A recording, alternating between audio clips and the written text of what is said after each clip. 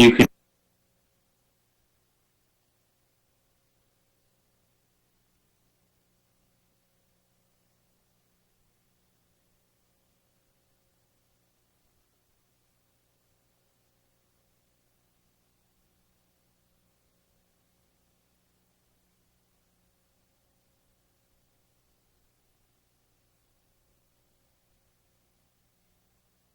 Town Access's YouTube channel. Okay.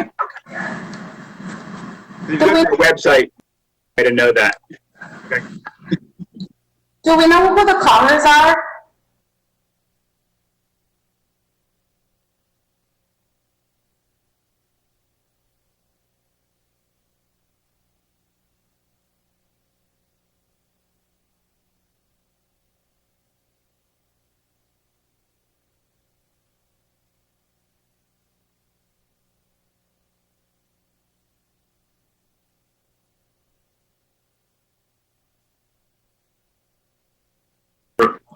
For the folks that are joining today, if you guys want to share what this conversation with your friends on Facebook, you go to the town webpage.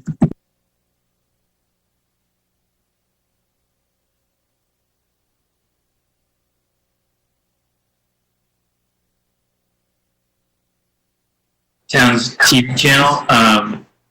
Can we throw that in the chat? The link to that YouTube? Yep, if you give me 2 seconds, I will put the link, the YouTube link right on the chat. Okay, cool.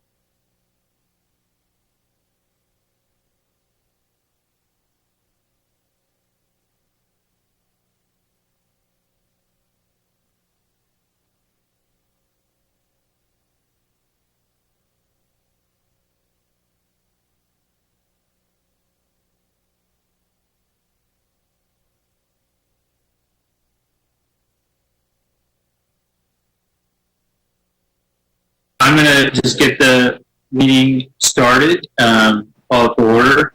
So, one, thank you everyone for joining me. I've been really excited about this in particular meeting. I know that I've been talking to Ishay and Isabella about this for probably like 3 to 4 months, and we finally were able to put it together here today. But I'm excited that, we have so many new faces, and what's really great is that almost for the council and staff, almost every student here or young person, I've myself or members of the council have engaged in some sort of civic event, and that's just kind of an awesome thing that we have so many kids and future leaders in town already engaged in this, unprecedented time. But with that, I wanted to take the opportunity, one, to just kind of explain for the folks that are new to the committee, kind of what we're looking to accomplish here tonight. So this is the special committee of the social and community recovery that the mayor put together in response to the COVID crisis. And in here, we've been discussing everything from recreation to social services, to impacts on education, impacts on childcare, impacts on the elderly, impacts on our library, and our all different types of human services that we offer here in town. And one of the things that we were hoping to get to a lot earlier is just how has these two pandemics that we are facing right now. When we first started this conversation, it was solely on COVID. I think, as we all know, there's another pandemic that we're dealing with here, and the idea of systemic racism that we've seen come, bear bear fruit very recently. But with that, I think that there's a lot of synergy in this conversation of how do we engage our youth right now, because COVID has such an impact on everyone, but particularly our youth. You guys are used to being in school. You've had to adjust pretty quickly over the last couple of months, and I think a lot of us are very lucky that we're in West Hartford and have the ability to do that. But I think for us as the adults here in town, we really need to hear from you. Are the decisions we're making effective? How is it impacting you? What is the kind of experiences that you're having? Is there trauma that you guys are going through? Is there things that you are seeing through your eyes that we're missing? And just wanted to engage you all, and I'm so happy that we have such a full house tonight. But with that, I wanted to just do some housekeeping. I want to introduce to the students that are here, the staff and the council members that are here. I'll just introduce so we can just run through that. With us, I'm just going to go top to bottom. Urida works with the town manager. She's in charge of this show, so she's been fantastic in putting this together. Councilman Ben Wintergrad. We have Orlinda, who's also part of this special committee, and she's been very instrumental in some of our conversations recently. Amy, who is our public health director, and you'll hear a presentation from her on where West Hartford is right now. Ari Steinberg from the Board of Education. She's currently sits on the Board of Education. Carol Anderson Blanks, who's a councilwoman in West Hartford and is also the public safety chair. Chris Dutton, who is with the Bridge. Some of you all are familiar with that. Helen Rubino Turco, who is the head of our leisure services, so all of our recreational programming. Deputy Mayor Leon Davidoff, Councilwoman Mary Fay, Town Manager Matt Hart, and just as we spoke, Mayor Sherry Cantor, and I don't know if I'm missing anyone there, but I think that's it. And so with that, what we traditionally do in these meetings is we have two kind of standing reports that we have the town manager and our public health director walk through just a general update and see where we are. So Amy, with that, I will hand it over to you to give your update. Thank you very much. So good evening, everybody. Our current data as of last week, we currently have 661 new individuals that have been tested for COVID-19. The total tested for West Hartford is 4,831 individuals. Currently, West Hartford has 730 positive cases and 122 deaths associated with COVID-19. Our current numbers throughout Connecticut are declining. Our hospitalizations are declining as well. The health district has been working with Docs Medical. Their address is 983 New Britain Ave, and they will be offering a testing at their facility this weekend, specifically on June 28th from 11 a.m. to 3 p.m. You do not have to have symptoms to be tested. So again, I would encourage people, if they're looking for a test site, this is a great opportunity and available for anyone. You do not have to be a West Hartford resident either. This is in the Price Right Plaza. Our staff at the district have been working on some complaints that have come in on social distancing, lack of face coverings. I've had staff working currently with the police department and the fire marshal's office on the weekends because that's when a lot of activity and our complaints are coming in. They did make, for the last couple weekends, site visits to our establishments, again, reminding on the social distancing, the use of sanitizer, increased hand washing, making sure tables are maintaining the distance of 6 feet. And again, that's from chair to chair. The health district is also working with our schools on re-entry for our fall. Currently, there's been a little bit of lack of data coming out and plans. So again, the health district is working with both our towns, leaning forward to anticipate what our fall might look like for our schools. We are working also, and I've mentioned in the past, a drive-through flu clinic in the fall as well. And again, this is to help with preparation for when and if a vaccine does come available for COVID-19. But again, I'd be happy to answer any questions that anyone might have for me.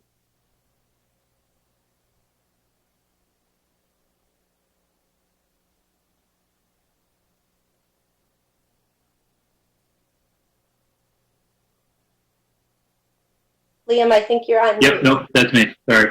I just had a quick question for you. So when we've seen a lot of reports about how Connecticut, New York, and Massachusetts are the categories of these green states that are performing really well. Can you just kind of briefly talk about what that means, and just it's kind of for my own edification, but kind of what does that mean in regards to the rest of the time? Yeah, Liam, can you just repeat that question? I didn't hear it 100%. So Connecticut, Massachusetts, and New York, I believe, are three states are in this like green zone, or I've seen in these maps that it's demonstrates significant progress during the COVID. Can you just kind of talk about what that actually means in regards to the national perspective? Sure. Great question. So yes, so as you've stated, that the numbers in those states have continued to go down, and there is a little bit of concern amongst people that some of our surrounding states where numbers have continued to increase, like Arizona, Florida. And so some people are fearful that that's going to happen again to Connecticut. We've come a long way since February. People did an awesome job with social distancing, wearing their face coverings. So there's a lot of fear that people don't want to go back to that. There are restaurants that are closing again in the Carolinas because of the number and the increase. So I think it's a great reminder to people that we've come this far. We've done a great job. We need to continue to remember to wash our hands, stay home if we're sick. If we think that we've been exposed to somebody that has COVID, to get tested. There's people that are asymptomatic, meaning no symptoms, that could be carriers to this virus. So again, I think we need to remember that we're not out of the clear yet. Yes, our numbers are good, but again, it's just a reminder. There is some discussion, and I've mentioned this to people before, when the next wave is going to be. So we've talked about, originally it was in the fall, now it's, hopefully, maybe going to be pushed back a little bit. I've mentioned to August, where the state's still looking at that. But again, Connecticut's done a great job. So I would encourage people to continue doing what you're doing. If you're wearing face coverings, if you're limiting, yourself to large groups, I would still continue to do that. Thank you. Councilwoman Blanks. Good evening, Amy, and through you, Councilor Sweeney. Quick question. Thank you for the report, Amy. Quick question. I appreciate that we're going to have a testing site down on New Britain Avenue. And I heard you say the hours are going to be 11 to 3. My question in terms of the procedure, is the testing site only geared for people in cars, or will they be taking any walk-ups? Great question. I'm not sure if they're going to be taking walk-ups at that point. I can definitely find out for you and get back to you. I believe that if they take walk-ups, that they would still be able to test you. But again, great question, and I can find out the answer to confirm that. Thank you. Mayor Cantor. Yes, so they're starting July 1st to do testing anyone that wants to be tested. This is a drive-through event that they're doing. And whether the drive-through event will accept walk-ins, I don't think. I think I'm pretty sure they're set up to be outside. I mean, it's possible they can do a walk-up, but I'm sure Amy will check on it. But just know that the drive-through event, I think they will repeat, but this facility will be here and provide testing daily. So. Thank you. Seeing no other questions, thank you, Amy, as always. And we'll move on to Mr. Hart and his report.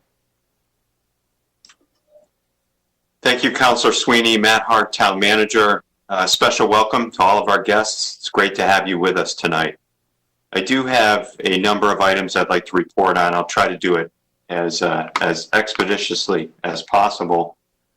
Starting off with our library director, Martha Church, would be here with us tonight, but she has a library advisory board meeting in progress now. The library, as you know, they are focused on their curbside pickup service that's available at all 3 library locations. They are also providing a suite of virtual programs and looking at ways to open to the public in a limited and careful way later this summer. Moving on to leisure services, if I could. And this report was prepared by Helen and Mark and Jamie, and I believe Mark and Jamie are also on the call. But in the interest of time, I'll hit the highlights and they can assist with any questions. But I want to thank them for putting this together. First of all, under the category of facility operations, our skating rink veterans reopened today. That's great news. So they're going to operate under very limited hours for the next couple of weeks to get their feet back under them. And public skating and more programs will begin after the July 4th holiday. The Cornerstone Aquatic Center, we're still looking at operations there. One of the things we need to factor into any type of reopening is that we have a major capital project planned to replace our locker room floors. But more to come on that in the in the near future. Our senior centers remain closed. We'll reevaluate those in late August. We do have a very active Facebook program there. People can sign up for weekly emails and other good stuff on the programs that we're offering in a virtual way at the senior centers. Dial-A-Ride. We have restored full service to Dial-A-Ride as of last week. That's more very good news. Rides are limited to single use or single riders only unless they're members of a family. Moving on to our summer camps. The state recently issued new guidance, and now we can have pods or camp groups, if you will. The limitation was 10. It's now up to 14 people, and we do not need to check people's temperatures anymore at before the start of camp. That's new guidance coming from the state. We'll operate 2 summer camps, one at Westmore. That will begin on June 29th. Those will run through August 21st. And we're also going to be providing camps at the Elmwood Community Center.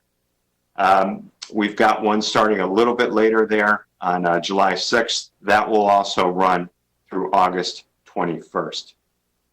Specialty camps. We're also receiving proposals from people we've worked with for many years now to run a variety of programs, mainly sports related, for this summer.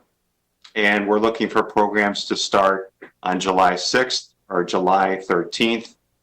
There'll be a wide variety of sports dates and times of day in which these will be available primarily in 2-hour slots at our parks and playgrounds. Splash pads, we're looking at plans to reopen some of our splash pads, this coming Saturday, June 27th.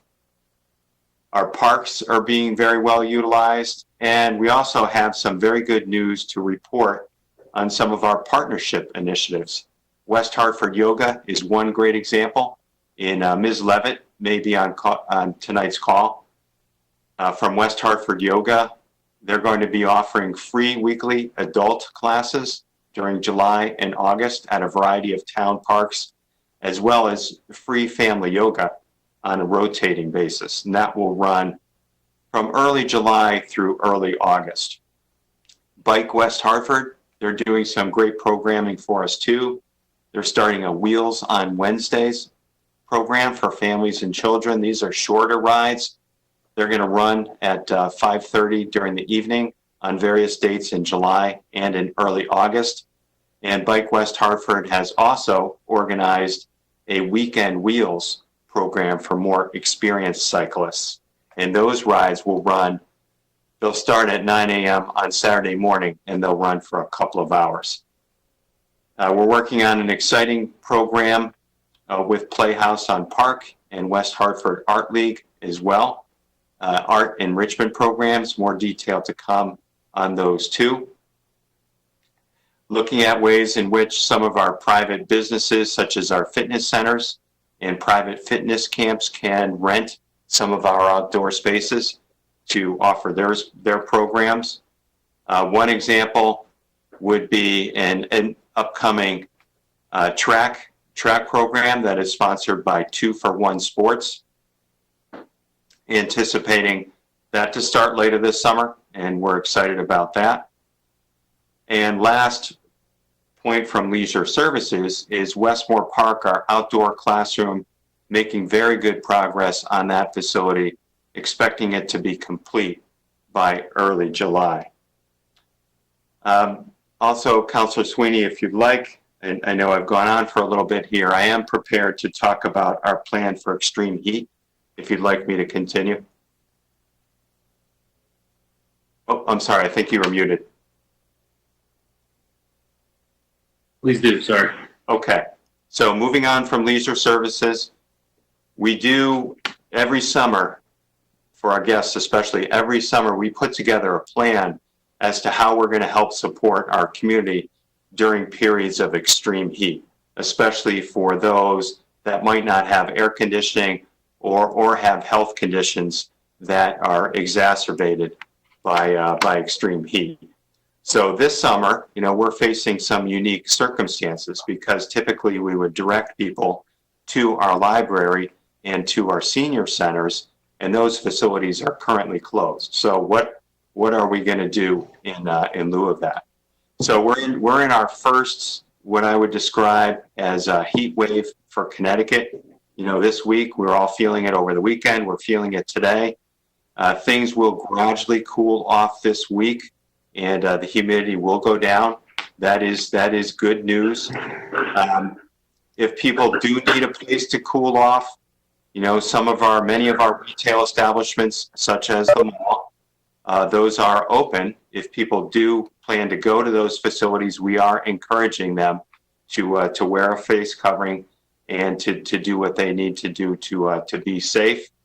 We're going to monitor conditions, and if we feel as though we need to open a larger cooling center, particularly later this summer, and let's assume that the library and the senior centers are not open by then, we are going to open a cooling center at Conard High School, looking in particular at the cafeteria. And we'll explore options for Hall High School as well. And we'll make sure that people have face coverings and that they're maintaining physical distancing, that we have hand sanitizer in effect, etc. So this is something we monitor each and every summer, and we have plans that we've developed and will continue to develop to meet the conditions of COVID-19. That completes my report, Councilor Sweeney. I'm happy to take any questions. Thank you, Matt. That was thorough, and it's really great to hear the partnerships that we're taking on, and glad to hear people are thinking outside the box. I know that the staff has been really, really grinding and trying to be creative during this time. It's not lost on me, and I don't think it's lost on any of the council members that this work is being put in. So we really, really appreciate it. Very excited to see the camps getting up and running. And I know that a lot of us here have heard from a specific individual on Dial-A-Ride. Thank you, Rose, for your advocacy and for getting this moving. And I'm glad to see that critical program moving forward. So yes, I'd love to keep us in the loop on the cooling zones, because I think everyone, you can, that during these times, this is, folks that are, not on their luck right now. This is a tough time for them. It just extenuates some really tough situations, and I think we all want to be able to do our part to make sure that people are safe, and we can prevent some issues from happening further too. So thank you for that report. I don't know if anyone has any further questions before we get into the meat of this conversation. Councilman Winograd.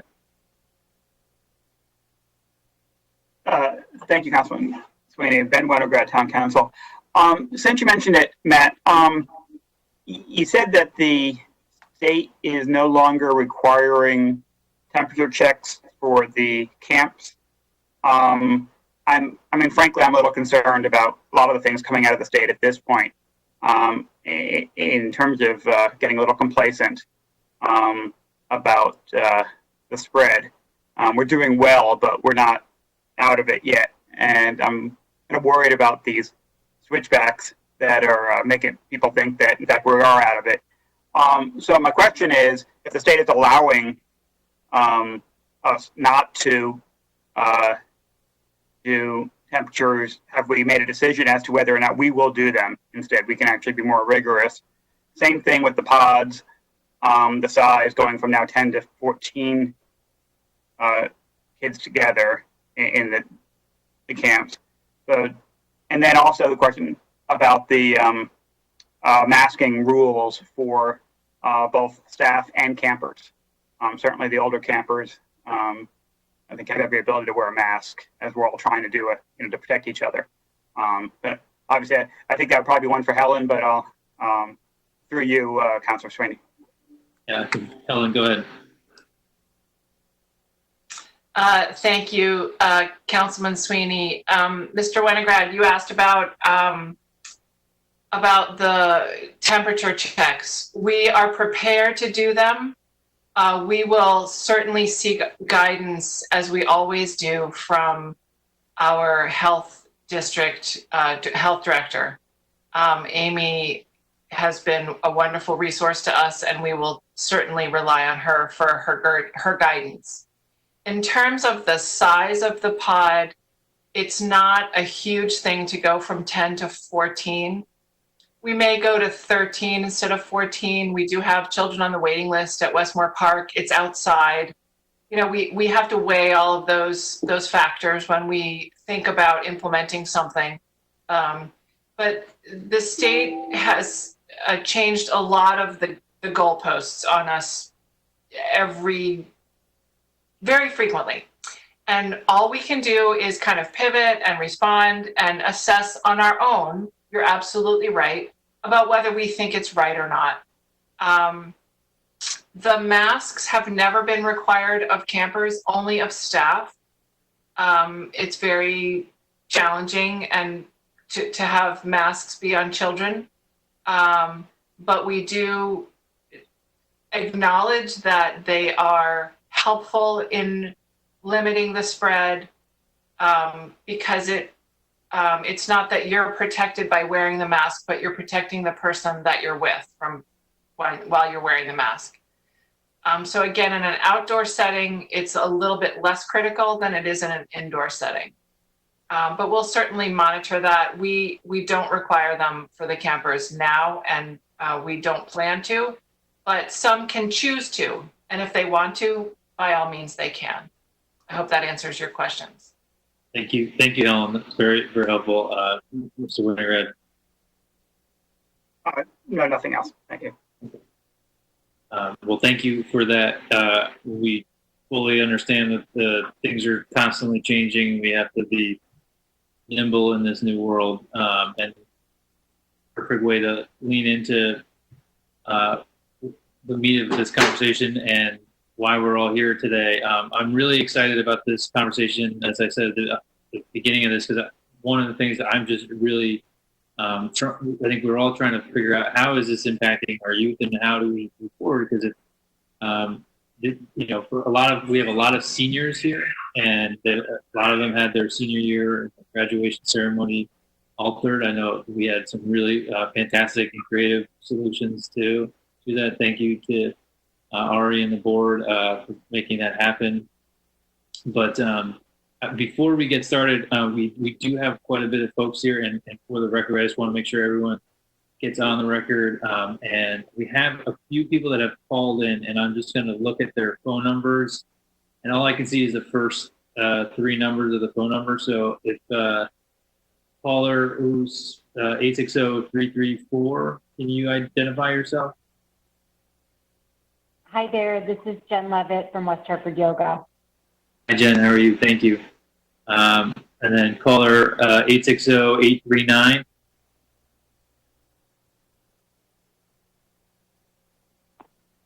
Hi, Liam. It's Mark Blanchard. Hi, Mark. How are you? And then we have caller 860-561.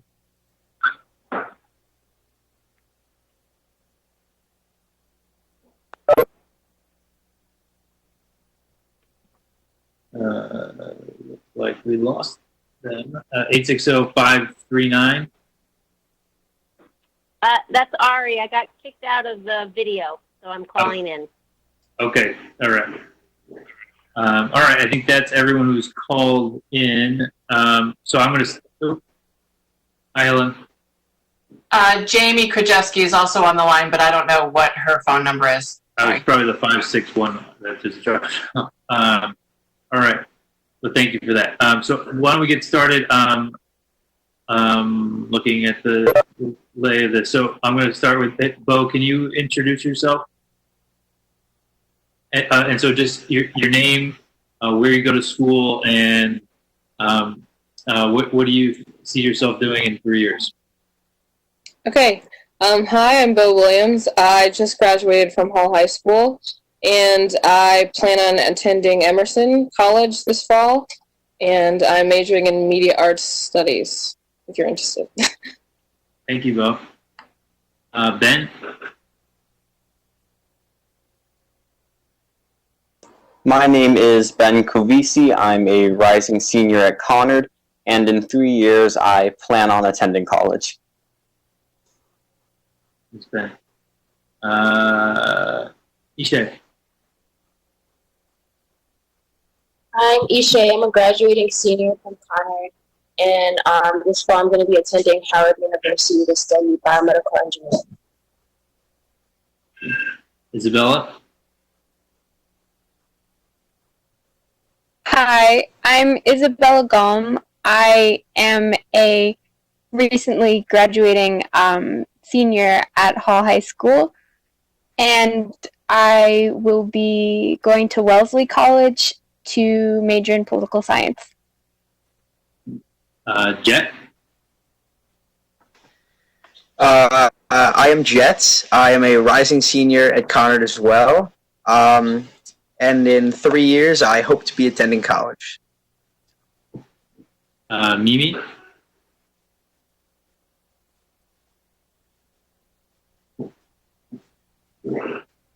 Gotta go mute.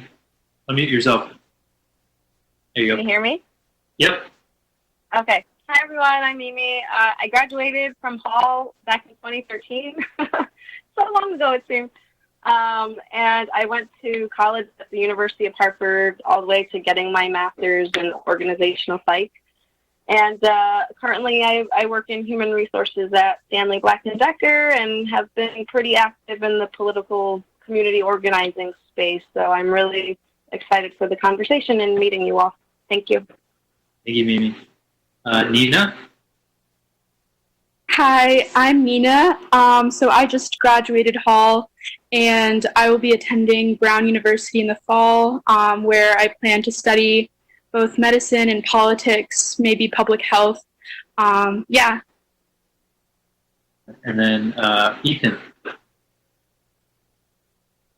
Hi, I'm Ethan. I am a rising senior in Conard High School. I plan to be majoring in computer science in 3 years from now. Well, thank you all for your introduction. It's great to just get a little bit of background for folks for this conversation. But I think the one thing I wanted to start off with is for this committee, one of the big things that we're focusing on is what are young folks doing right now that you can't get out, you don't have anything to do? What are we doing? What are people looking to do for recreation? How are you staying involved in your social circles and things of that nature? And, I'll kind of just kick it out because we as a town just kind of need to know how kids are and young folks are engaging with people right now. We're usually mostly through these digital platforms? Are people doing a lot of Zoom meetings? I know that people were doing a lot of Zoom get-togethers early on, and they kind of fell off at the end. But what are people doing to stay active and stay in touch with folks? And I'll let whoever wants to go first on that issue. How about I just call on someone? I'm going to go, Isabella. I'll let you kick this thing off. All right. So I personally have been getting involved in some local political campaigns. Yesterday I went door knocking with my dad for a political candidate in my district, and other than that, I personally have been trying to stay as quarantined and isolated as I can because I live with my grandmother who is high risk. But I know that a lot of my friends have been using the parks to go on socially distant walks with each other, and I have been doing Zoom calls with my friends, and I checked out a lot of books from the library right before everything closed down, so I've been reading a lot of books, but that's most of, I think, what I've been doing and what I've been hearing my peers have been doing. Mimi, I'm going to go to you because we have kind of two different, we have high schoolers and you, the recent college grad. What are you doing to stay active? I mean, I think some of us know that you were one of the lead organizers in one of the Black Lives Matter rallies here in town, the first one, and outside of being engaged on the political level, what are you doing with your friends and what maybe that just be that, but I'll go to you. Yeah, well, first off, I want to say I think it's great that you have the youth, you kind of were your youth consultant. So I really congratulate you guys on that. That's awesome. I think more adults need to do that. Well, to be quite frank, I mean, I really have to kind of focus on the political space because all of my friends are very active and we've been protesting together. And I'm very active all over Connecticut. So I've been to New Haven, as well as Hamden, as well as New Britain, Farmington, Hartford. So my friends are really kind of convening in a lot of the protest space. And I mean, I've been meeting with the mayor of Hartford. So I've just really been active in that space. But I guess more personally, I mean, I'm on a lot of Zoom calls.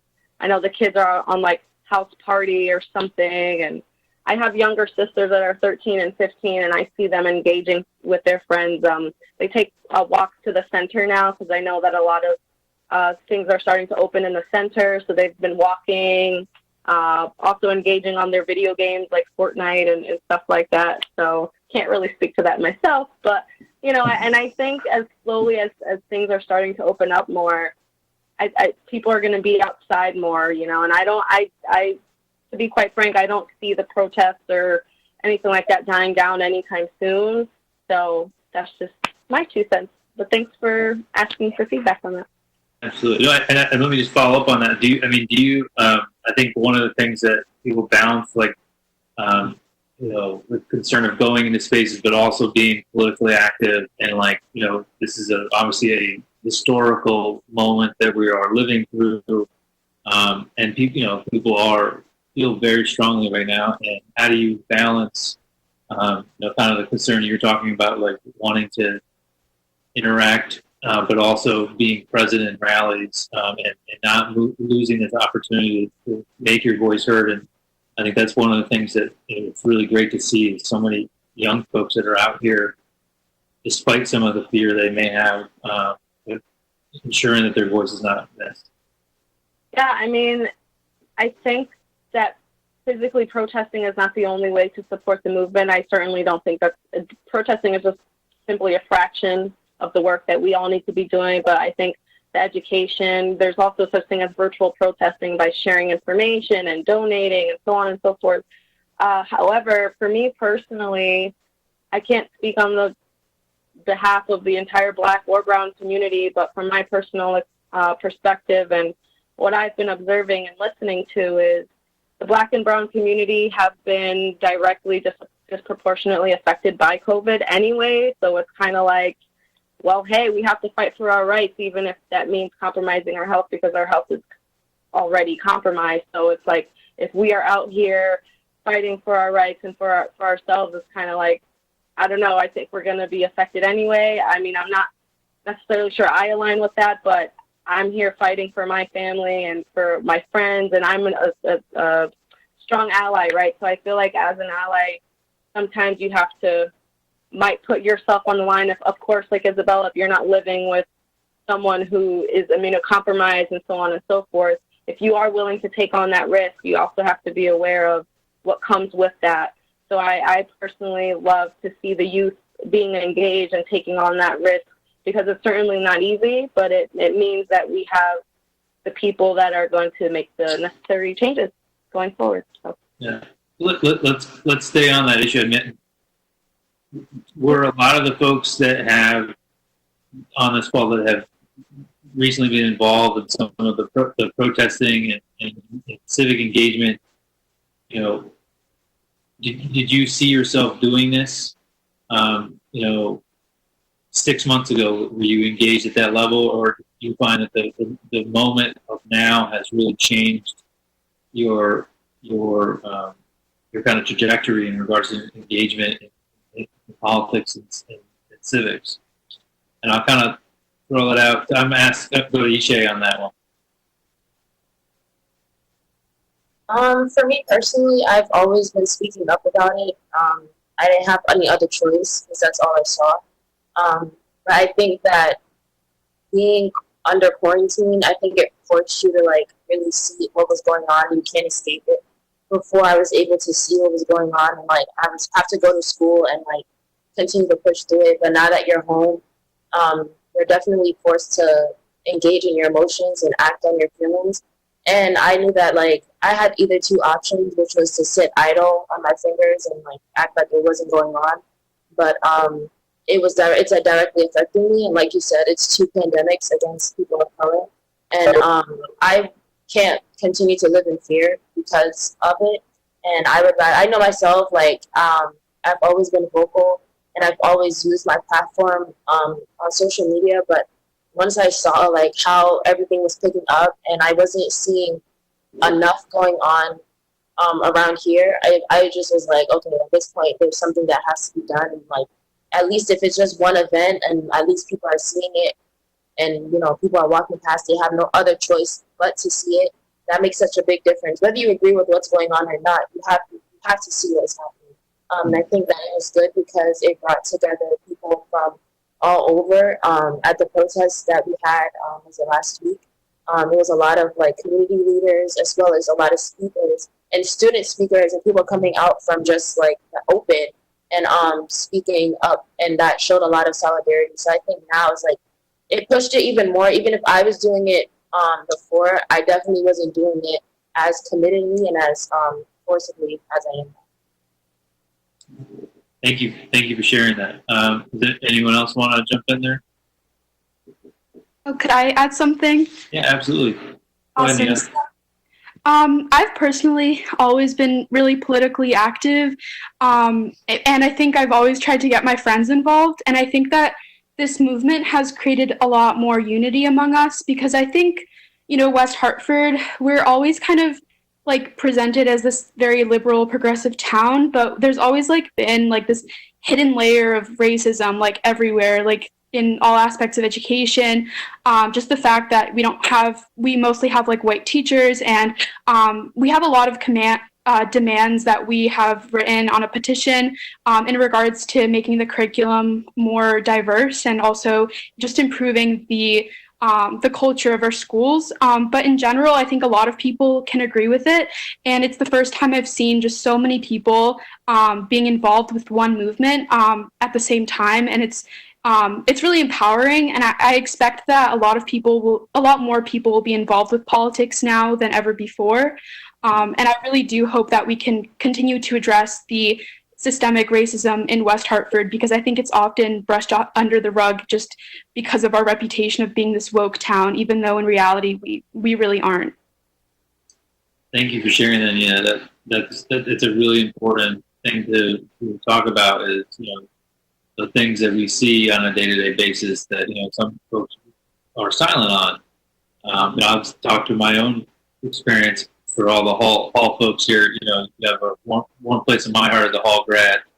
But I think, one of the things that I saw is that, at the time, Hall was just starting to kind of try to become a more diverse school. And at that time, what I saw is you had an over aggression in regards to suspensions and Saturday detentions for students of color. And I think that continues to be a trend that, we have to deal with in regards to why do we over discipline, children of color? And I think these are things that we have to figure out.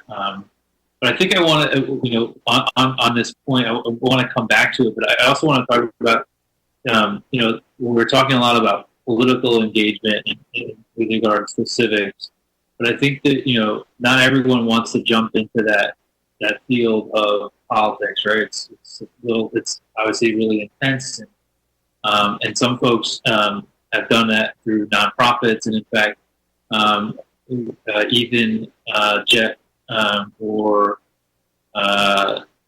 want to jump in about talking about the way that you guys have kind of centered your thoughts on what happened with COVID. I think this is prior to all the other stuff, all of the racial issues that came up. We're kind of talking about how you guys have kind of evolved the way that you are thinking, way you are responding to COVID, but how you're reacting to what happened after COVID in regards to the murders that took place by the hands of police. So if you guys want to jump in and kind of talk about how your thought process is, how you guys are engaging your peers in civically as well. I will start. So, it really began, when COVID struck, and we were... Jet, just identify yourself. Yeah. Oh, I'm Jet. I am a rising senior at Conard Thank you. right now. And so, sort of when COVID hit and we were out of school, nobody thought it would be for, the rest of the year for us. And, I was speaking with Ben, my buddy Parit, who could not be here tonight. And we sort of brainstormed. There were definitely problems that had to be addressed. And we started thinking in, a different mindset. I'd never really been sort of civically active as much as I've been in the past, or during COVID, as I had been throughout my life. So I sort of began thinking in a new mindset. How can I help others? Others who are less fortunate than me, others who are being more affected by, this pandemic than me. And that is how we sort of developed We Hot Your Service. And it was really to help the most vulnerable at the time. And we did, succeed, and we've helped a lot of people, and it's been, great. And I think we should definitely begin to take that mindset and apply it to this current situation with racial injustice. A lot of people, this movement has enlightened a lot of people to this situation, as it has been. I don't know who said it, but it's been brushed under the rug a little bit. But it's become more prevalent. Not to say it's on the internet now. People know about it, and as it's been said, we are becoming united. And I think we have to take this mindset of, sort of giving back to our community, helping others, and sort of, uniting to take this issue and sort of, put it away and really become sort of the America that we were meant to be.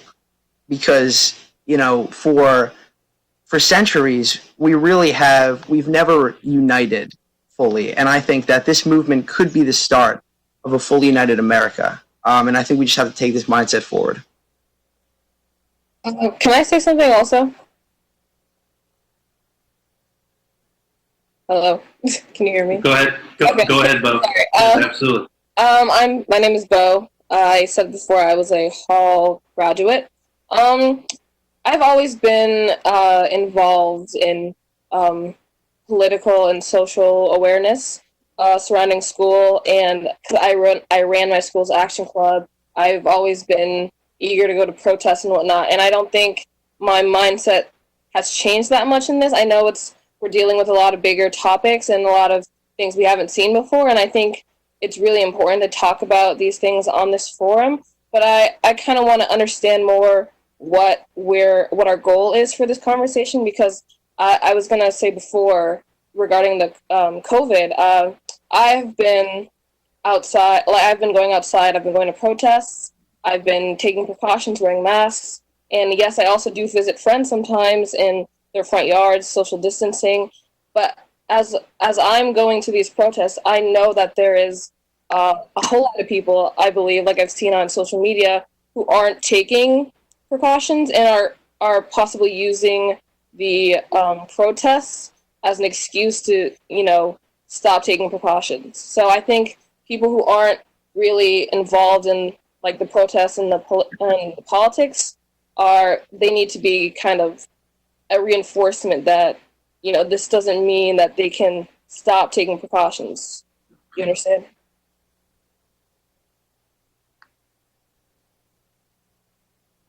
You're muted, Lamb. Turn this up there. I think to your point, your first point was about the goal. I think the goal right now is, as what Mimi described, is for us to listen to you all on what's on your mind and what are issues that the town needs to tackle, and how to accommodate services that we provide, and how we make the town a more accommodating place with all of the national systemic crises that we're dealing with all at once.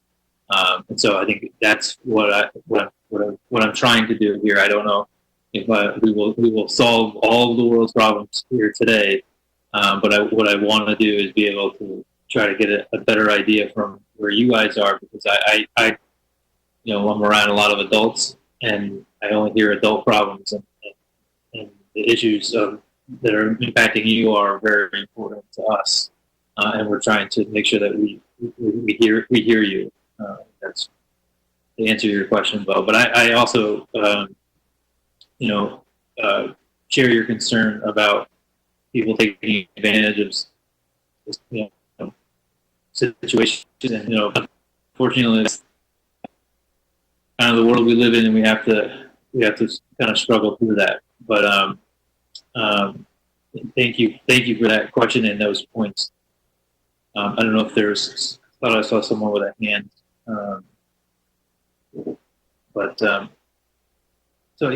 Mary Cantor. Yeah, I mean, Bo, that's these are really important questions. And the format of, initially when COVID started, we knew we had to make changes and could not go back to pre-COVID. We didn't want to go back to normal on things that didn't work, right?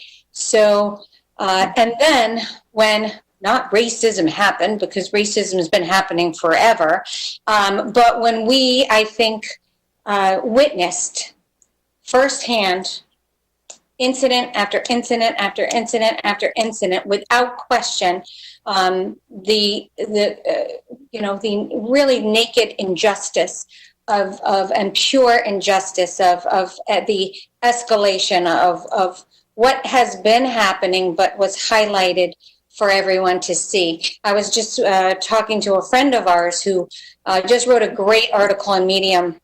He's white, grew up in West Hartford, married a black woman. They have 3 black daughters, and is a lawyer. And he's been working very, very hard on recruiting black attorneys in a way, and providing them with the support network that they need to make it to the top schools, because many times they're coming from maybe economic backgrounds that might not may not have all the support systems that they might need, and maybe have to work, or there are other complicating factors. There's less Black students in top law schools, and why is that? And so he's helping to, well, whatever. But one of the things that we talked about was the fact that we've all been on pause, and the fact that we were on pause and not distracted and able to see that those incidents under microscopes, and look and really truly pay attention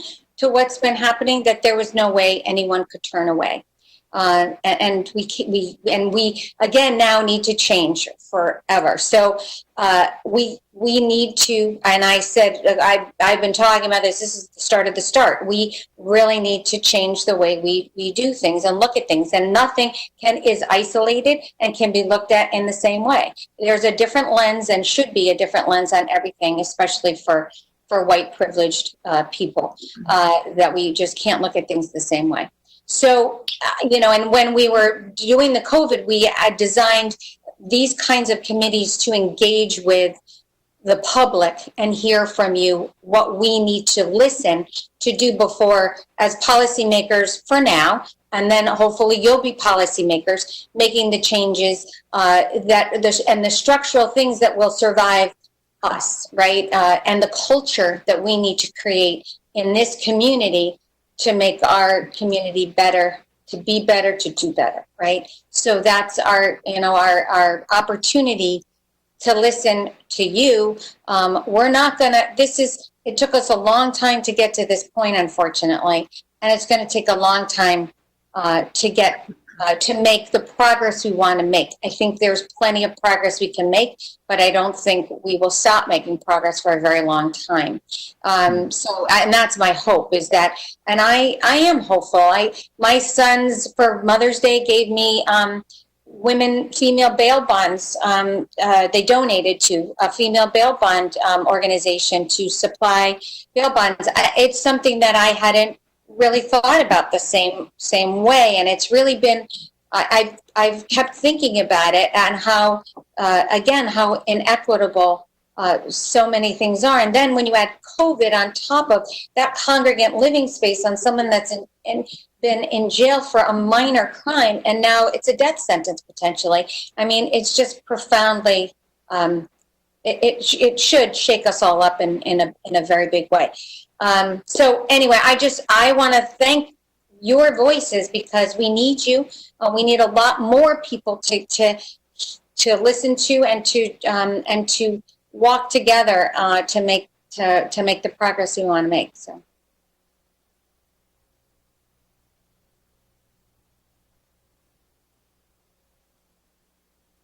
I have a question. Oh, sorry, who was that? Isabella. Sorry, my computer was loading. I have a question. So what kinds of actions is the town willing to make to try and change the culture and make the changes that we need to make in order to keep moving forward, especially to support our young people during this time? Thank you, Isabel. That was what I was saying while I was muted. Is that Bo made a really good point of, every meeting should have action steps and outcomes, and I think Nina talked about kind of a list of demands of what you're looking for from the school district. I think one of the things that I was looking for tonight is suggestions and new directions that the town should take, and kind of get your input on what you guys could individually hone in on one or two different things that you specifically would like to see change, and or have the town have a public forum on, or a conversation about as we go forward. And with that, Isabel, I'll give it to you, because you made the point.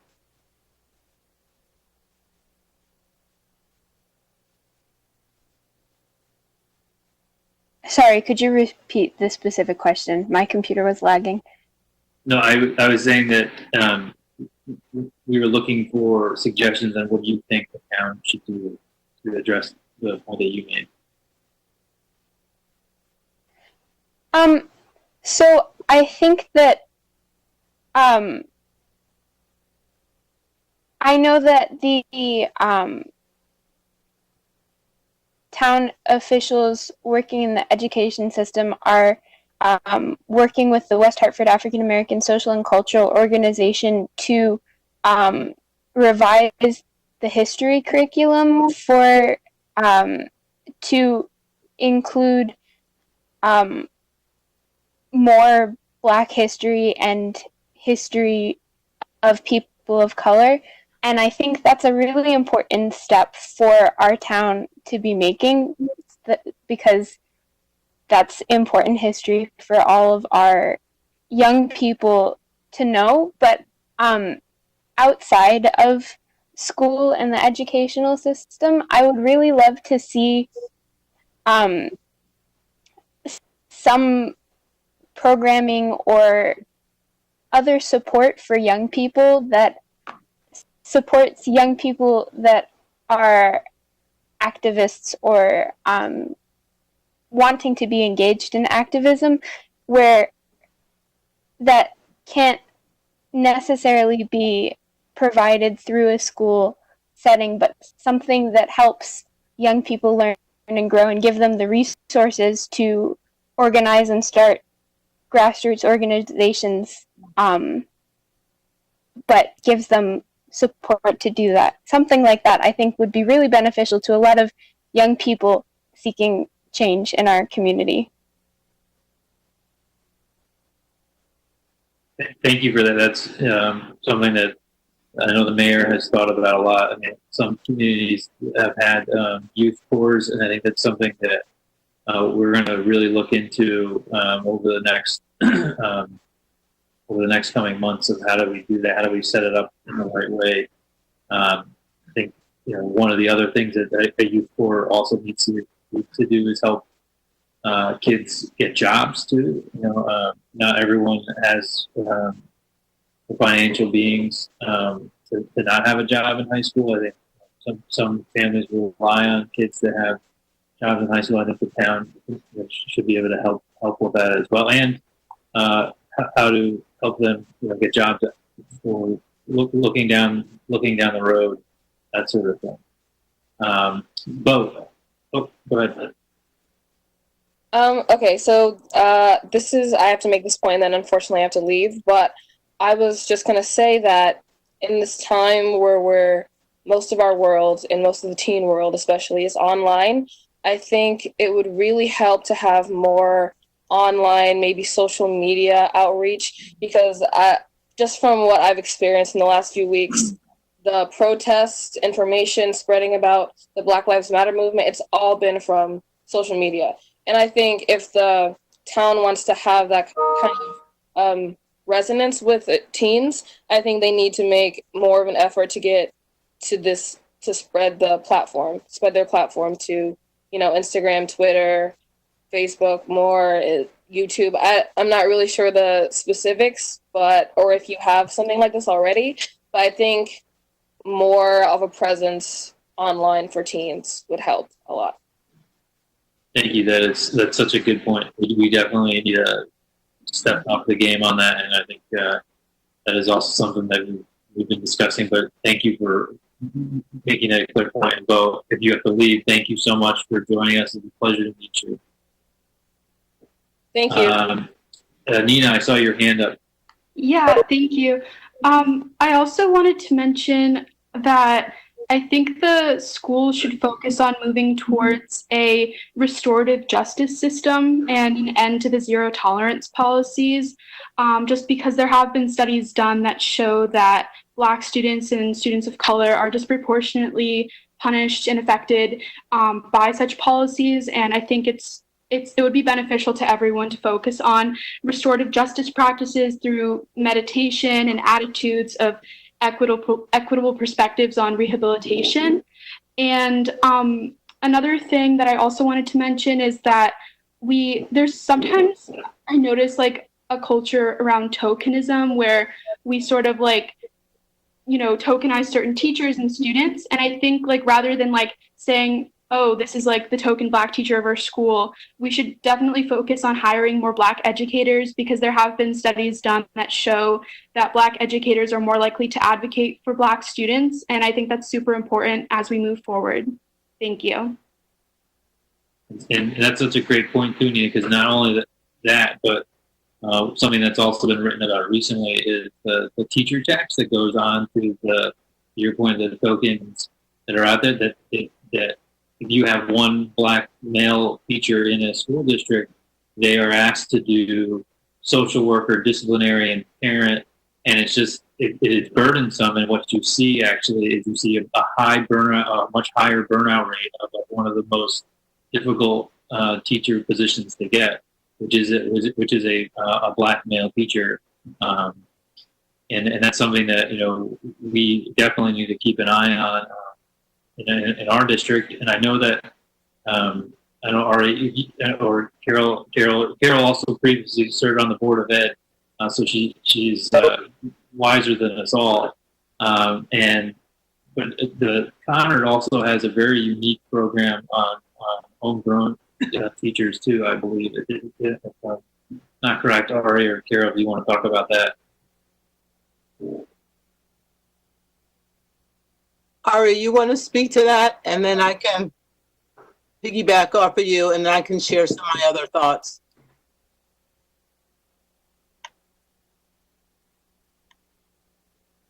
One more time. There you go. There you go. I actually have to stay on mute, Carol. So if you could answer, that would be helpful to me. Okay. All right. Thank you. So I know that Vice Principal Jamal Hines is doing a pretty good job working with both UConn, I believe, and Central. And I also know that Rick Ledwith is instrumental in trying to bring in more Black educators, especially working with a bunch of the HBCUs, doing a lot of recruitment that way. It is well recognized, and I just want to nod to all of you students. It's very refreshing to just hear your positions and what you're thinking about, not only COVID, but the Black Lives Matter movement as well. It really gives me hope for the future, and I'm so glad that you all are stepping up to the plate, and you're just great junior leaders. So it's just really a fresh of breath, a breath of fresh air that our country is in the future when I'm a senior citizen, for real. I must say, I do agree with you that we have a long road to go in terms of recruiting many more African-American teachers as well as Hispanic teachers. Our student body is very reflective. We've grown, and I think we need to grow in that area. And I know the superintendent, Tom Moore, is well aware of that, and they are working to try their best to recruit more teachers. And you're right? So the students feel comfortable when there's an issue going to those particular students. I have 3 daughters, and they did the same thing. And sometimes it's difficult. And I would like to see some more progress made in that area, because oftentimes it can be misinterpreted when students of color are doing some things, and unfortunately they usually are more severely reprimanded than their white counterparts, right? We've all seen it, we've all heard about it. I've certainly heard about it as a parent, and I think there's some cultural differences that has to be worked on, has to be recognized, and we need to work through it, right? It's not impossible. There's just differences, and I think we can get through those things. And I always say it's baby steps. It's not going to happen overnight. And I think we have an opportunity, and certainly we can build a platform to address those types of things. But I am aware, and I do know that we are working on those things, students. It may not seem like we're doing it fast enough, but we also need resources to do that. And so sometimes that can also slow the progress. Thank you, Carol. Councilman David Octopus, you had your hand up. Through you, Mr. Sweeney. I look at this Zoom screen, and I am so impressed and inspired by the youth of our community. And you, time after time, you basically hit the nail on the head. You've got the pulse of our community, right on your lips. You speak the truth. You see things differently than people who are older than you. You have a great command of all this social media and how to use the technology. Tonight, I think, is just a first step in that journey. And I think that we can assist you in making the connections to your peers, to people my age, to people that would have been my parents' age. I think that's important because we all need to learn. There needs to be adult education with respect to Black history. We need to learn more about tolerance. We need to learn more about systemic racism. We constantly need to educate ourselves. And I think this evening you step forward to show that you're willing to take responsibility in our community, to be leaders, to find a way to facilitate a conversation. So perhaps you can create an event, whether it be on Facebook or other social media platforms. I'm not familiar with them all, but and I struggle to maneuver through them. But you really know more than we do in that respect, and I think a lot of it needs to be shared. I think I learned from you. We're willing to listen. I think you've got really, really great ideas. You definitely have the energy to make things happen. And it's very difficult. I have two daughters, and I'm constantly apologizing during COVID, saying I'm so sorry that, one daughter's 24, the other is 20. I'm so sorry that your summer's turning out the way it is, because this is not normal to have life on hold. But there's ways to interact with people because we are social beings, and that's what makes us different than other species on Earth. So I want to hear how you think you can move the conversation forward, how we can assist you, what you're missing in terms of making summer 2020 better. What kinds of programs can we do? How can you connect with more people in town? Maybe you know them, maybe you don't know them.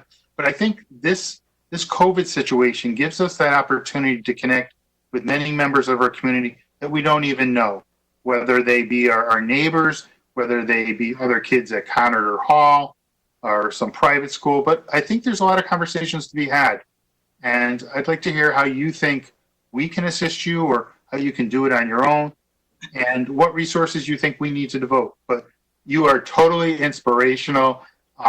When the mayor set this whole concept up, I knew that we would have definitely engaged people in our community ready to participate, and you have definitely proven her right this evening. So thank you very much. Jet, do you want to answer that or tackle that issue? Sure. As you said, I'm Jet, rising senior from Conard. So I think the biggest thing, especially now as we are still mainly quarantined, is really having these Zoom meetings. I think we should facilitate a way where people are able to, different people from different areas of West Hartford are able to come together over, it could be digital. In the future, it could be in person, as a way to create a think tank, as a way to look at the world and see, what problems, what angles can we take to, address these problems, and how can we come up with a solution. This is how, most successful companies start. This is how, nonprofits start. And I think we could use this similar mindset and the diversity in West Hartford to sort of, tackle issues such as the injustices that are prevalent, and how to sort of move forward. And I think, conversations like these, brainstorming, I think that is super important. I'm not exactly sure what resources you can provide for that, but I think, it's super important to brainstorm. Yeah.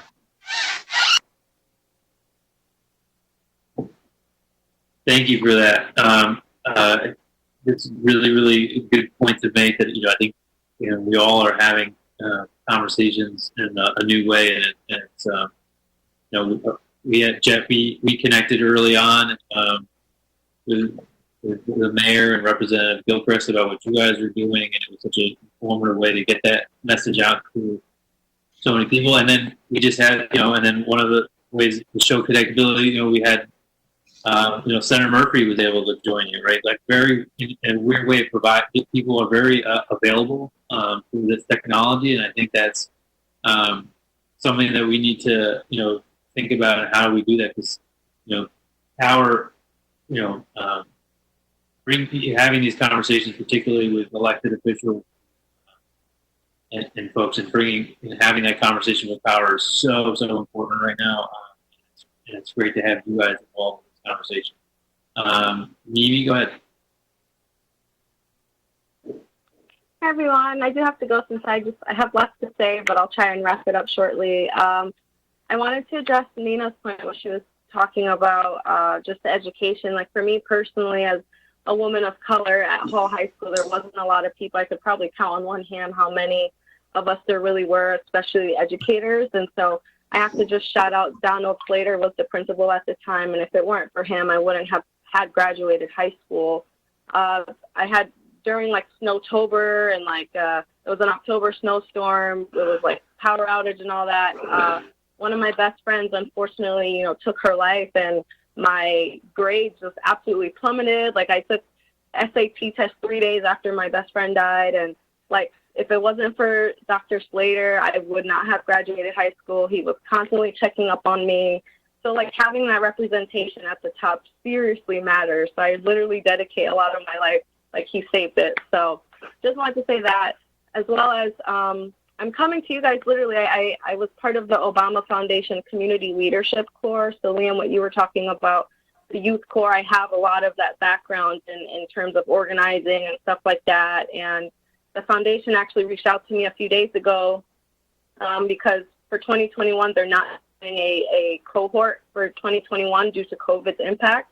So they reached out to me to see if I wanted to lead our 2019 cohort. So I have 120 people my age, between the ages of 18 and 25, ready to serve. It's all Greater Hartford folks, and I'm leading them. So if there's a way that you want to engage or something like that, that I can help you with that. And also, for me personally, after the West protest, a lot of people were coming to me like, "Hey, how can I help you?" and stuff like that. So with that, I created my own group called the Ally Collective, and so we're working really closely with a lot of the organizers all over the state of Connecticut with the movement and so on and so forth, but not just the protest. We're actually meeting with city council members. Right now, I think the main focus is Hartford just because it's a bigger city and we're really trying to address that. However, I do welcome the chance to meet with you, Mayor Cantor and Liam, and just the town council if you want to align on some of those initiatives, because we're really making some great headway, some great initiatives. And I'm meeting with the police chief of Hartford Wednesday morning to also keep going on. We're revisiting training. So there's a lot of initiatives that I'm working on that I think that we could really work together. The last thing I will say, I'm a creative first and foremost, and so I think that a large part of the movement was like Lives Matter. There's a lot of youth, as well as, it doesn't really matter your age. I feel like people haven't been able to express how they feel, and like protesting, like I said, is not the only way to engage, but engaging people to be creative and do spoken word, do poetry, to maybe even just speak. So with that, I'm working with our local radio station, 93.7, and we're in Hartford. We're working on creating something called the Connecticut Peace Fest. So I actually plan on engaging you guys. Hopefully you didn't know yet, so I'm letting you know now, and other towns of Connecticut to really put on a big festival to kind of highlight the allyship together, because we're not just protesting is only gonna achieve so much, right? Like we need to have actual actionable deliverables and action items. So with the high level, the plan is to have performers of like highlighting local talent of Connecticut, highlighting Black and brown voices, but as well as welcoming, white vendors, Asian vendors, doesn't matter who you are, if you're yellow, purple, blue, green, we're kind of just highlighting all of us together through the music and arts and food. So that's something I'm really working on, and if you all want to partner on that, I welcome that. And just talked a lot. I'm sorry, but thank you for having me. And I look forward to engaging with you more. Thank you. Thank you so much for that, Mimi, and thank you for sharing your story with us. And, we are so excited. I'm just excited to have Senior Star rise as it goes up. And we are, as a Paul grad, I'm just proud to have, be able to associate myself with it. No, keep doing what you're doing. Please stay in touch. You have my number, and we'll stay in touch. We are 100% reaching out to you about the Obama Corps stuff. For sure, that is something that we are very interested in. But keep doing your thing, and please let us know if there's anything that we can help you. I will definitely be in touch soon. Or call away anytime. Yeah, absolutely. Thank you, Mimi. I saw Helen as Linda, and then Helen. Linda, you had your hand up. Well, hi everyone. It's truly an honor to be part of this group and hear the voices of so many young people that are so enthusiastic about making changes, very positive changes in the town. So the one thing I would like to tell the town officials as well as the young people that are here present today is that on June 18th, the Supreme Court ruled that DACA is still alive, that the procedure that President Trump had implemented to eliminate it was illegal. Therefore, and I know there are many, there might be many youth in the town that would benefit from that. So that's something that the town needs to spread the word, and I don't know, maybe provide some resources for the youth that would be beneficial to them with respect to that. So in case that you don't know who qualifies, is anybody who was brought to the United States under the age of 18, and they are still, and they're currently under the age of 31.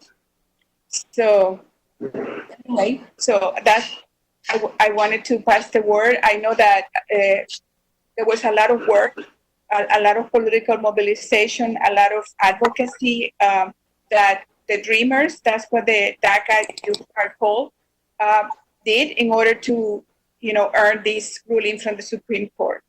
So that, I just wanted to say that. Thanks. Thank you, and thank you for sharing and making that, reiterating that point. I mean, we are in the era of COVID where yesterday's news, regardless of it's historic or not, is lost in today's headlines, and that is like an enormous announcement and ruling on behalf of Americans. So I think it's a big thing, and it's good to have that behind us right now and move forward. To your point, we will definitely work with the town to reach out to our community members who may have been, staying even more sheltered up through COVID because of that. But thank you for making that point. Helen, you had your hand up as well. Thank you, Mr. Sweeney. Helen Rubino Turco. So in addition to being Director of Leisure Services, I'm also Director of Social Services, and I just wanted to, one of the young people had mentioned restorative justice. And we do, through our social services department, we oversee the Juvenile Review Board. And this has been a theme, and Chris Dutton is nodding. He can certainly chime in, but we have moved that whole process into the arena of restorative justice. So this is something that we're very aware of. I know the schools are aware of it as well, but and I just would like to introduce Chris Dutton, who the Bridge is our youth service bureau, and as such, he participates in the Juvenile Review Board as well. Thank you.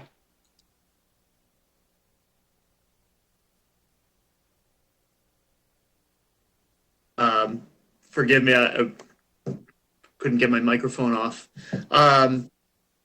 So thank you, Chris Dutton from the Bridge Family Center, also the Youth Service Bureau and the Juvenile Review Board. Helen is absolutely through the Juvenile Review Board process, which If you're not familiar, essentially, if a minor is arrested for certain types of crimes that would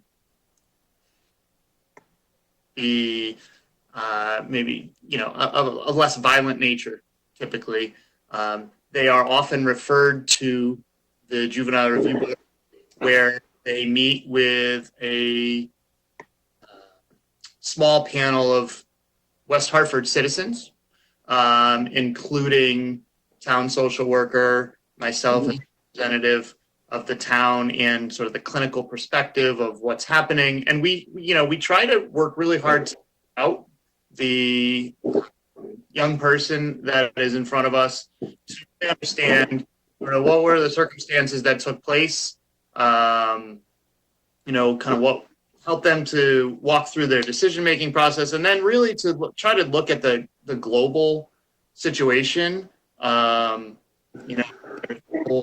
whole process of what took place for that young person leading up to that. And then once we hear that, we try to engage the person in figuring out sort of two different things. The one thing is there anything that we can do as a community to support you differently such that you may not be in this situation again in the future? On the other hand, we also work with them to, if there is this is where the restorative piece comes in. If there is something, there was a transgression against another member of the community, how can we help you to make it up to that person or that part of the community that was affected? I will say that as part of that whole process, and as we make a commitment to, a restorative approach, and also to understanding the ways that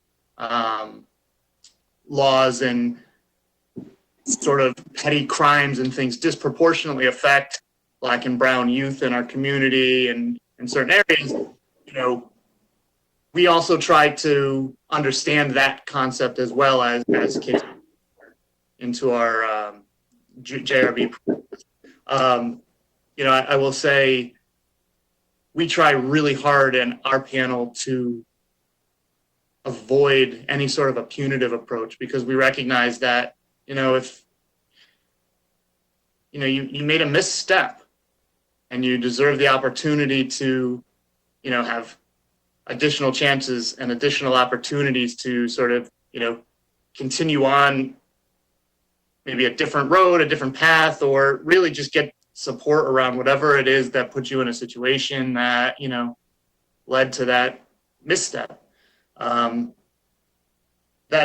restorative approach and that restorative process, we try at the Bridge and the Teen Center and our programs to have that carry over, into all aspects of our dealings with young people. And Chris, well, I have you. I kind of want to pose this to the students that are here. One of the things that has been a focus of mine since I got on the council, reflecting back on my youth, years and years and years ago, is the Bridge is really the only teen center. Well, we have a teen center at Elmwood Senior Center, and I just kind of wanted to know if this is something that's of concern to you guys. If you guys believe that there should be more safe spaces for kids to have after school, and if so, where do you think they should exist? And kind of would love to hear your thoughts on the town looking at that and exploring kind of a larger recreational center or something along that line down the road. I'd love to have your input on that. Sure. Thanks. Oh, sorry. No. Go ahead. Okay. I think that any kind of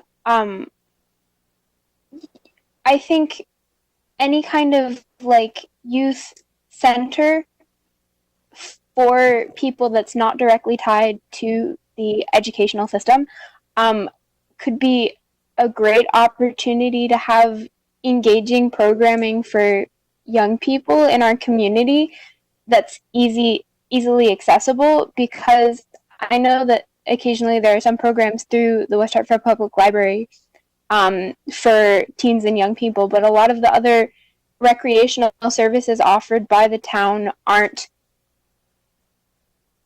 as many for older young people, sort of like teens and other people like that. And I know of the Elmwood Teen Center only through you, Mr. Sweeney, because you mentioned it earlier this year in one of the conversations that we had. But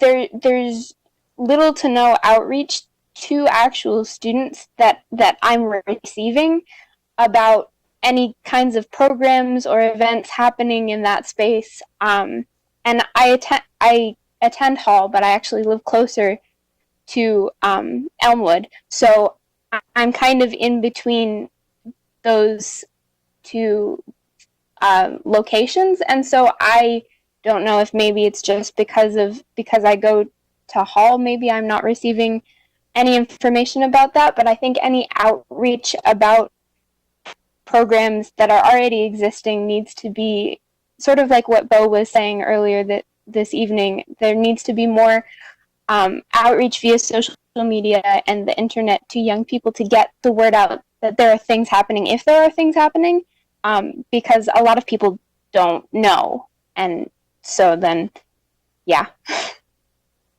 See, Nina and Isha both nodding their head yes. I don't know if you guys wanted to jump in there. Sure. So, personally, also have not really received any communication from Bridge or any like resource centers. I think the only way students, for the most part, get referred is through the guidance counselors, because my friend got referred to like a program through her guidance counselor. And I think it definitely, as Izzy was saying, should be like amplified, like the whole message of it. And then sort of like as a side note, it's not directly related to like resource centers like this, but Izzy and I were both on the student government this year, and one thing we were talking about was just the lack of safe spaces that students have to sort of like just relax, because we have the library and we have the cafeteria, but there's really no place for students just to like a student lounge type of thing where we can just rejuvenate or like rest. And I feel like that would be very beneficial, so students don't end up like wandering the halls or in the library where we can't really socialize with each other. But that's sort of like a side thing that I wanted to bring up related to that. But yeah, thank you. One thing I would say is definitely try going through the schools. Like for me, I think one thing is like a lot of students don't want to like have to reach out. Like I think it should be like available to them like at their fingertips, the same way that you send out school emails. You can also send out emails like, hey, this is what's going on and here's the time and the place. I also think that incorporating it into daily schooling, like it shouldn't be something made just on the weekend. I know like for a lot of Black students, one of the problems is that there's nothing that interests them. And like not all students are interested in like hockey, and not all Black students are interested in just basketball. Like trying to find different things, like dance groups and stuff that can possibly come to the school and stuff, because even I, at the beginning of the year, I was trying to come up with like a local, or trying to create like a dance group or like a volunteer thing where students from like Hartford or whatever can come and like I can choreograph dances and stuff.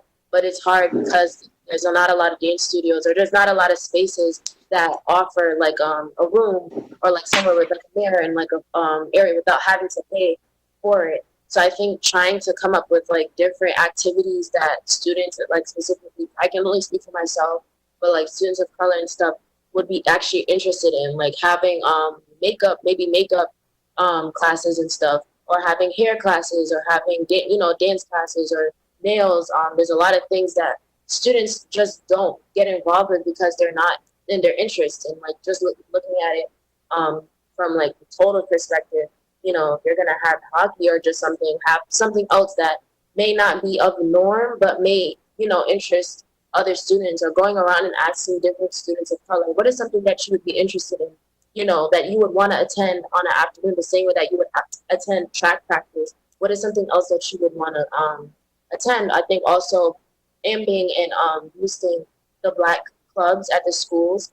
I'm in both the Future Educators of Diversity, and I'm the vice president of the Black Student Alliance at Conard. And nobody knows about the clubs. Like, there's only students that go to the clubs are students of color, and it's like a small group of them. And I think that pushing that and raising those to make it known, like, you don't have to just be a Black student to go to the club, but also giving, not saying more funding, but the same way that if it's like the National Honor Society push and you get them those trips and stuff, we're like struggling trying to raise money to do anything, like to buy shirts for our club. We were like having to ask the school, the committee to, loan us some money and stuff. So I think like trying to like create more spaces like that where students didn't have to like pull teeth to try and find a group. I think another thing which I wanted to mention, which is really important for me, is the secondary school, the post-school options. I think the narrative, which is something that like irritates me, is trying to push Black and brown students to going to community colleges. And for me, I personally think that we need to be pushing HBCUs, and not just because I'm going to one, but if I tell somebody I'm going to Howard, people don't know what Howard is. And Howard is like the #1 co-ed HBCU in the state, in America. And I feel like as Black students, if we're living in a state, like in a community like this, which is such like a bubble, and all students know is Manchester, and all you're pushing is Manchester, and like that's barely it. Like, you know what I'm saying? And I'm not saying that all students can achieve like the HBCU experience, but also don't make that the only level that they can get to. And I think that it also like degrades them in a point to make it seem like that's all they can also reach. That's the highest that they can reach to. So I definitely I want to push more. So, and I also like emphasize it in FEOD, like trying to make it clear, local and come together with local like HBCUs and stuff. Howard is a big school. There's Spelman College, Clark Atlanta. There's so many schools that I think that need to be pushed, especially towards the Black and brown students, because I shouldn't have to struggle and feel like an outcast because I'm literally one of the only people going to HBCU, and those schools are made for Black and brown students. So definitely pushing that narrative and not just sending students to Goodwin and MCC, because to me that's not a high achievement, and that's not okay. And I wouldn't want to push that narrative and just that narrative when there's so many schools, especially there's a group of schools that are for Black students. No, I think EJ, you touch on so many good points there. One, this is a story that's not. This is consistent with the experience of students of color across the country at forums I've been to, where social workers within the school district and guidance counselors have led or had students of color going to different or expectations for them, and that's just unacceptable, right? We're all students, and we should be treating students and having high expectations for every student. They're out. That is what makes our town great, and we should circle around everyone and make sure that they're achieving greatness at every point. And then to your point, though, I think one of the things that we would love to do is figure out a way, because one of the things that you just learn when you get older is that you run into people in West Hartford in these unbelievable roles outside of town, and they don't really have this connection with the community. Like, one of the things I noticed with my friend, I'm the only one who puts around, but if I need to or want to connect with them, we need to have a better kind of high school alumni network to help kids. To your point, EJ, particularly if we have students going to HBCUs, how do we connect them and just have a better way of doing that? But I think one of the things you're talking about are programs of ways that we can connect kids a little bit better. And I think, Barbara, who's with us right now, it just kind of joined a little bit late, but I kind of wanted to bring you in to talk about kind of things that you're doing at West Hartford Yoga to try to potentially engage you as well. as alternative, different programming that's not traditional. I think to Ishe's point that we need to think kind of outside the box and to Nina, your point about thinking about ways to have people have safe spaces and places where you can collect your thoughts, particularly in this world where everything's super fast and you don't really ever get a break. So Barbara, I'll kind of hand it over to you to talk about what you guys are doing at West Hartford Yoga. Okay, can you hear me? Trying to think. Yep. Okay, you can? Okay. Yep. Okay, good. Yeah, my name is Barbara Rosansky, West Hartford Yoga. First, I wanted to say that I am very, very concerned with the post-pandemic mental health issues that our state, our city, this country will be facing, and particularly concerned for the youth. I think their challenges are already huge. And so one of the things that, I've been very committed to is to finding ways that West Hartford Yoga, and I also have a nonprofit called Y Outreach, can reach young people and young adults, and also adults, but addressing the mental health issues as far as suicide, as far as those at high risk, depression, eating disorders. I do know that a lot of symptoms are exacerbated dramatically during this time.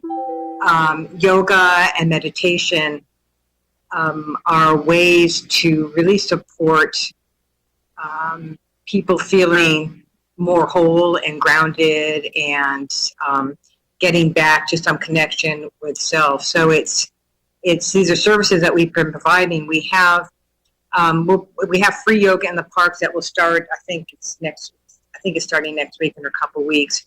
And we have yoga around West Hartford. It'll be at Copper Beach and outdoor yoga. And also we're working with the Children's Museum. If you know other spots, we'd love to bring more yoga to the outdoors. But we welcome the youth very much. One question I will have that, I'm always looking at ways we can support the youth, and the nonprofit, as I said, is Y Outreach, and we look to serve underserved communities, bringing yoga and other holistic modalities and meditation and awareness to underserved communities. So what would that look like in West Hartford? Like, how can West Hartford Yoga and the nonprofit Y Outreach, how can we support the youth and youth programs and those that are at higher risk? How do we identify those people who are at higher risk? And certainly the communities of people of color, always wanting to reach out to those folks too. So if anyone has an idea of that, please, I can be reached at info@westhartfordyoga.com. We just really want to know how to serve the community through the recovery period. And just as a heads up, and I can send more information, but on it's actually this Friday, we have Yoga for Recovery Zoom, and it's free for those in whatever recovery means to you, for any type of addiction or whatever. And that will be Jen Levitt, who was on the call earlier, will be leading that, who's trained. It'll be yoga class, but she's trained to work with people in recovery programs. If anyone has any questions, I'm happy to take some questions. We're not open yet, but we will be open for in person probably in a month or so. Yeah. Is that Helen? Thank you. This is Helen Rubino Turco, Director of Leisure Services and Social Services, and I just want to express my gratitude to you, Barbara, and to West Hartford Yoga for your open heart and in collaborating with us last summer as well as this summer to bring yoga to the parks for free. And this is just an example of the kinds of partnerships that we do, but this is really coming from you and your organization. And so I just wanted to make sure everybody understood that for the entire month of July and the entire month of August, Barbara and her team, particularly Jen, are going to be leading free adult yoga classes in each public park. Wednesdays, it's at Eisenhower at 5:30. Thursdays is at 9 a.m. at Walcott. Saturdays, 10 a.m. at Fern. And Sundays, 10 a.m. at Beachland. So it's in a variety of locations at a variety of times, a variety of days of the week. And it's an opportunity for you to try yoga or be exposed to it or have this experience in a public park outside. In addition, they are offering free family yoga on a rotating parks starting July 6th until August 5th, so about four full weeks. And that's going to be once a week from like 10:30 to 11, and it changes parks every week. So we'll be publicizing that. I'm sure that they will also, but this idea of joining wellness and recreation and our outdoors and bringing people to our parks, we all know that going to your local park, and someone mentioned, we go for a walk distant to the park. I know a lot of young people are doing that. Certainly my 20-something kids are doing that. And, this is just another great opportunity to kind of open your heart to your parks, to join your parks, but also to the restorative power that yoga brings. So thank you, Barbara, for leading that and for being so generous with your time. Yeah, you're welcome. Just one footnote to that. This will look different than it did last year, because last year it was like unlimited people could come, and we had 60, 70, 80, 90, 100 people who would be in the classes. This year we're limited because of social distancing. We do not need to wear masks, but the mats will be at 6 feet apart. We are requesting pre-registration, and we can, I'm not sure, Helen, if Jen got the information to you, but we need people to pre-register so that you can reserve your space. You can reserve your space, and kids and dogs and, every age group is invited. And just one more thing before, and I'll stop talking, but one other thing is if the town and if you kids have programs that you would like to have yoga and meditation, again, for the underserved populations in this community, and I consider anything with mental health is underserved. Anything to do with mental health is underserved. So why outreach? We want to bring yoga and other types of awareness and meditation to groups around our community. So we're open to feedback if you want some programs. Well, thank you for that, Barbara. These are all fantastic points. If I could either can you drop the information or a link to what you're doing in the parks, Helen? Can you do that either in the chat or put it on the comments for this event on the town's Facebook page, just so that we can have it all in one place? And then. Yeah, I will. I do want to get the restrictions and the how to register from Barbara. So we'll be putting that up in the next couple of days for sure. Thank you. Okay, great. But yeah, no, I have a friend who's a teacher in South Philadelphia, and she has a yoga portion of her class every morning, and there have been lots of studies about how having yoga in beginning of class to start the day off right, because particularly in underserved and poor districts, kids are coming to class with a whole host of different issues, and being able to get them centered as the day starts off is so important. As we all know, if you start your day off bad, it is likely to just snowball from there. But there's been a lot of studies on this and how it could be helpful within the education program, and I don't know, Ari, if that's something that if the Board of Ed has looked at all. Hi, this is Ari Steinberg. I'm on the Board of Ed. I just also wanted to comment, there's so much research that suggests that yoga has such a strong impact on trauma because of the breathing and the groundedness. And I think that, you know, our entire community and world has been traumatized on some level. So bringing yoga to the parks and making it accessible to everyone in our community, the more that we can do, I think, as town leaders to encourage people to partake in these activities, I think it can only help, because there's just so much research that indicates that in addition to concentration and focus and all of those other good things and mood, it really helps victims of trauma. So. Thank you for that. I think on that note, I'm just one of the things I did tonight was kind of write down the suggestions that we got from the panel so that we can kind of bring closure to this conversation to have some action steps coming out of it.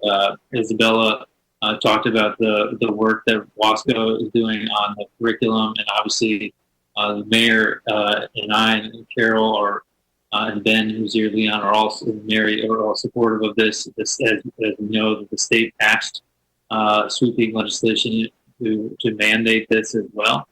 So we will hopefully be seeing that. I know that Earl Exum is in the details and in the weeds on what that curriculum is going to look like, and very excited to see that going forward.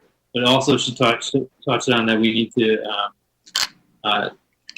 have more programs that it deals directly with and supports youth in their leadership in their growth. And I think that kind of touches to what we were talking about with Mimi in regards to creating some sort of youth corps that I know that the mayor has been talking about quite a bit recently, and I know that we're in the process of figuring out how to make that work here now. But I think those are the big things that Mimi also stressed that we need to really focus on creating something like that. I also heard that in Ishay's comments as well. It's kind of creating a network to help with alumni so that when folks venture out, particularly students of color, to HBCUs, they're not on an island by themselves, that we need to kind of create this network to be supportive.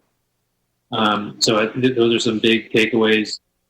Bo also asked for that we do more online and social media promotion of events that we're doing in the town. I think that trends well into what Barbara and Helen were just talking about. We need to do a better job promoting that. I think we also need to do a better job of, anyone who's been around me the last couple of years, we need to do a better job of promoting the Bridge and teen center options for kids, safe places for them.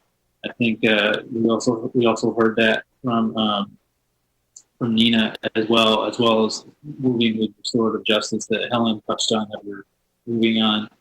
I think we can.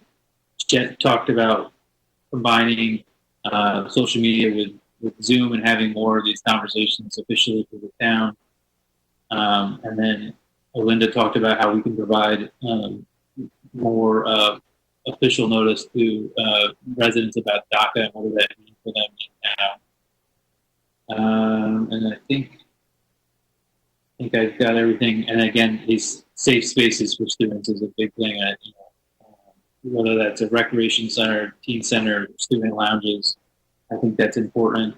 And then we also need to create clubs and activities that are diverse, like the student body, and think about how we're doing that in the program. So I think we have a lot of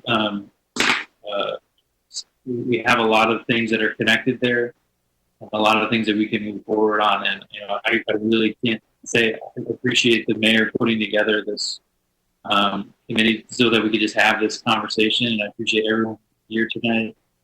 Thank you so much for the time. I know that we are upon 9 o'clock, and I want to make sure everyone gets to bed. But thank you all for your time. I know, Mary, you have anything you want to offer for the folks? No, I want to thank you all for your input, and I know this is this is it's easy in some ways to share, but it's also a little bit cumbersome to follow up.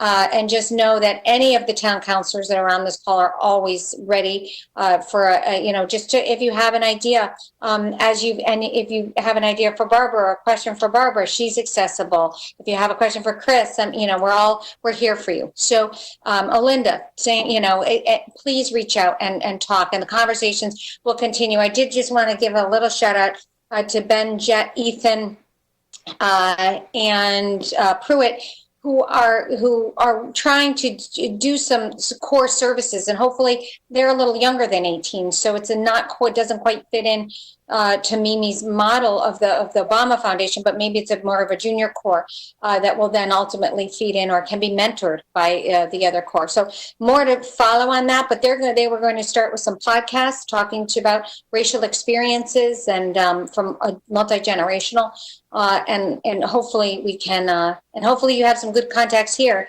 that you've seen too. So yeah. Okay. And we will, and I promise you, this will not be the last time that we are calling upon your expertise and your leadership. I know I will definitely be back in touch with all of you very soon. And just again, appreciate your honesty, for sharing your stories and your truth with us tonight.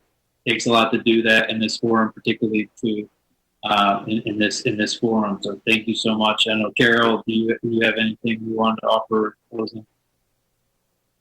Oh, Liam, I think that was a nice summary in terms of you're a very good note taker, that's for sure.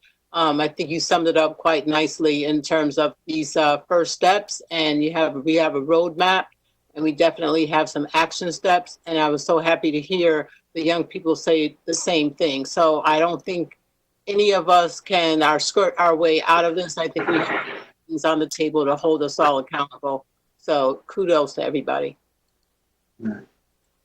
Well, with that, I'm going to adjourn the meeting. Thank you guys so much. Thank you.